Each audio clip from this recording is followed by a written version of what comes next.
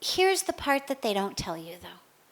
There's actually, the Kama Sutra is the only one we hear of, but there's actually so many sutras. The sutras are the way to take our daily life, our daily activities, and make them sacred. So there are sutras on how to live every aspect of your day in a way that's sacred. But most of us don't hear about it. We just hear the Kama Sutra. Oh, we're supposed to be out having sex. No. You're supposed to be doing whatever you do. How you wake up, how you go to sleep, how you prepare food, how you eat food, how you go to the bathroom, how you live in your family, how you perform your duties, how you do yoga, how everything can be done as an offering to God.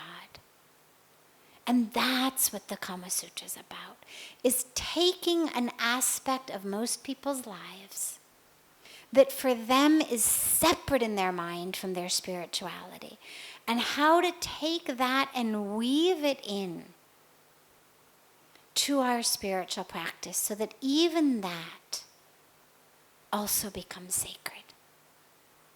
So then we understand it's not a dichotomy. It's a tradition that says highest level is renunciation. Why? And I'll talk about this for a moment actually before we end. Why is renunciation the highest? It's the highest because the calls of the flesh are never ending. They're never ending. Anybody who's ever decided to just have one piece of chocolate or one bite of dessert or to just hit the snooze button one time knows how the calls of the flesh work. Just once I'll hit it, then I'll get up. Just one bite I'll have, then I'll leave it alone. Just one more drink. So the calls of the flesh are never ending. And what the tradition says is, if you spend your life responding to the calls of the flesh, there's no end. There's no end. This is why today, now they're making pills, so that men, long beyond the age where men were meant to be procreating, can keep doing it. Because it's never enough. The 20 years, 30 years, 40 years that God gives us for procreation, it's not enough.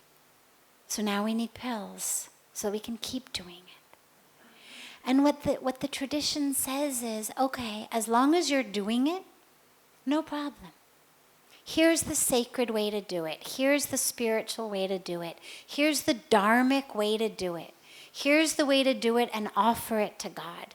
And yet, ultimately, how can you learn to experience that state of fulfillment without responding to the constant calls of the flesh? How can you not respond, whether it's the chocolate cake, whether it's the drink, whether it's the snooze button, or whether it's sex or anything else?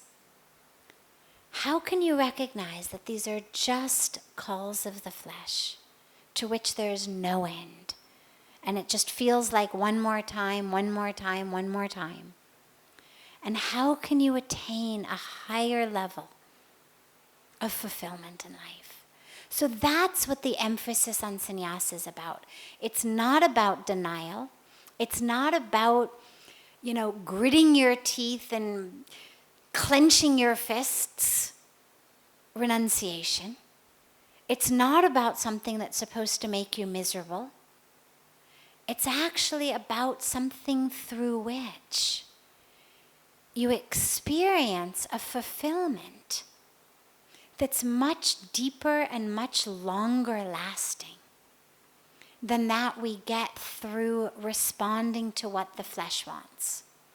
Whether it's chocolate, whether it's another 15 minutes of sleep, whether it's alcohol, whether it's sex, whatever it is. And that's why in this culture, there's so many yogic practices of things like fasting. Not that food is inherently bad, but we fast. Why? Not just because it's good for our body, but because through the fasting it teaches us, my stomach is rumbling, but today is my fast. Through experiencing the rumbling of the stomach and not responding to it, what I recognize is, there's a rumbling of the stomach, I don't respond, and I'm still here.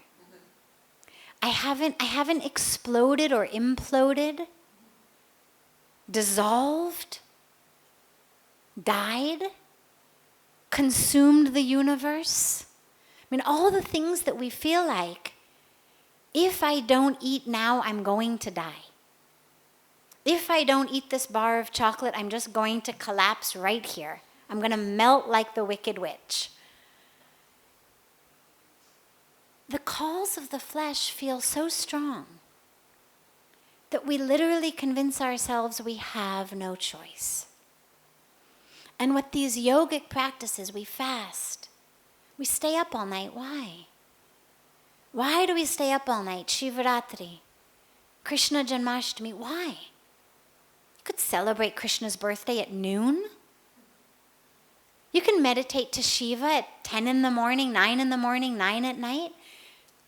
It's not that Shiva is only there in the darkness of night when it's actually noon for people in California, and that Shiva somehow moves through the night sky like the moon.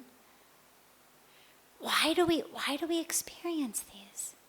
Why did the sages and the rishis give us these practices?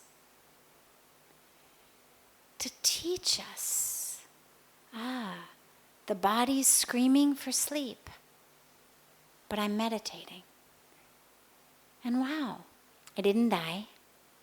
I didn't get sick. I didn't melt. I didn't implode. I didn't explode. The world didn't come to an end. The sky didn't fall. I'm actually okay. And what a beautiful night I had.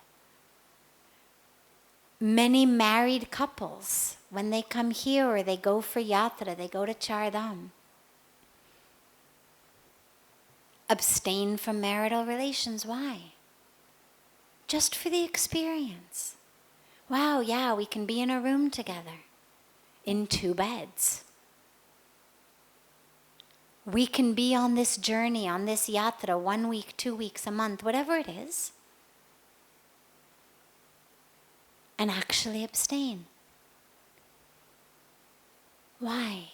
Not because food is bad or sleep is bad or sex for married couples is bad, but just to give ourselves the experience of what it's like to abstain from the calls of the flesh and to recognize that there is a strength within us that's much deeper, much higher, and much more profound than giving into these. And that the joy that you experience from connecting with that inner strength is much more than the temporary joy that you get from the chocolate, from one night's good sleep, from having sex once. And that's the experience. So that's where the emphasis on renunciation comes, is you're not the body. You're not the biological urges. And if you can connect to the Shakti, to the strength that withstands those, not because it's denial, not because you're miserable, not because you're frustrated, but because you've actually tapped into a source. That's where the real strength comes. So that's where the emphasis on renunciation comes, not as a path of denial, not as a path of frustration, not as a path of deprivation, but as a path of actually connecting to and tapping into something that's much more fulfilling.